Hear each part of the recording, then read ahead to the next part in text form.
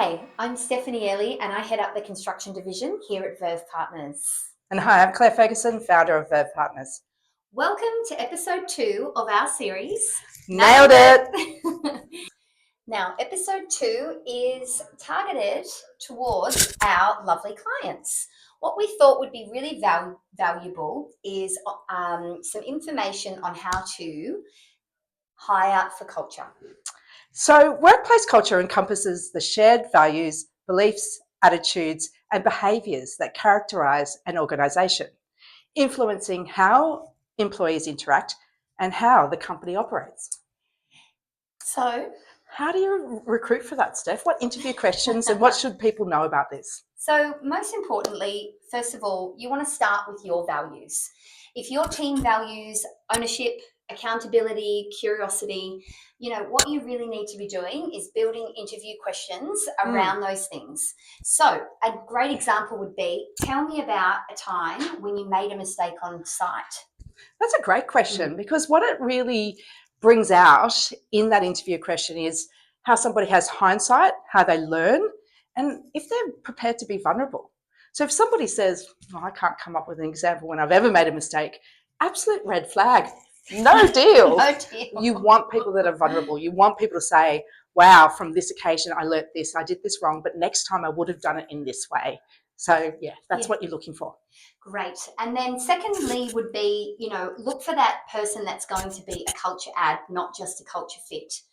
The best hires will always bring some beautiful fresh energy to the table, and they will be the type of people that will challenge those stale ways of thinking in the business without being a separate part of the team. They actually want to be involved in that team and bring that sort of thinking, inclusivity to the table.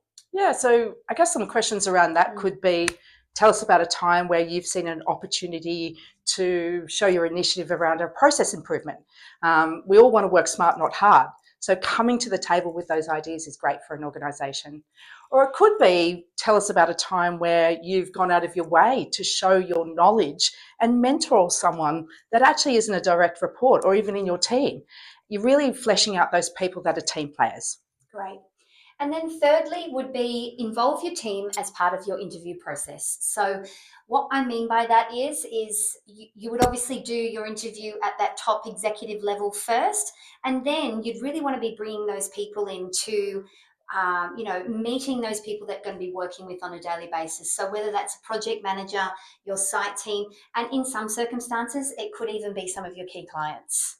And then fourthly, I always say interviewing, and you should do multiple stages of interviewing, but I always say it's like dating, the dating scene. It's a tricky scene. But that first date, it's all about that fit. Do you have a connection? Have you got shared values? You're kind of sussing someone out a bit to say, hey, do we want to spend time together?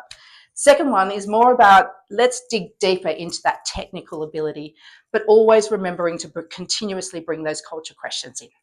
Perfect. And then lastly, really be clear about the reality of what it's like working in your business.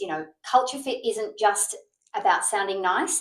It's about being really transparent in that interview process about what it's like in the day-to-day of being in your business. So what the pace is like, what your company standards are, what the communication style of, their managers or your management team is. I think it's just really important to look for that alignment as in the interview process. Wouldn't you agree? Yeah, absolutely. Ask the person that you're interviewing, what leadership style do you best work under? So for example, if they're going to be working under a project manager that's got multiple projects on, is a little bit short of time, and they are looking for someone to be able to work autonomously, but with that proactivity, if they've got questions, they'll come to them. If that person says, look, I like high touch points, I like people touching in with me every day to give me advice and mentoring, it might not be a fit. So making sure that you're really describing that work environment, the culture and the leadership up front. Great. And now what we've done is we've put together a list of our top 10 questions on how to hire for culture.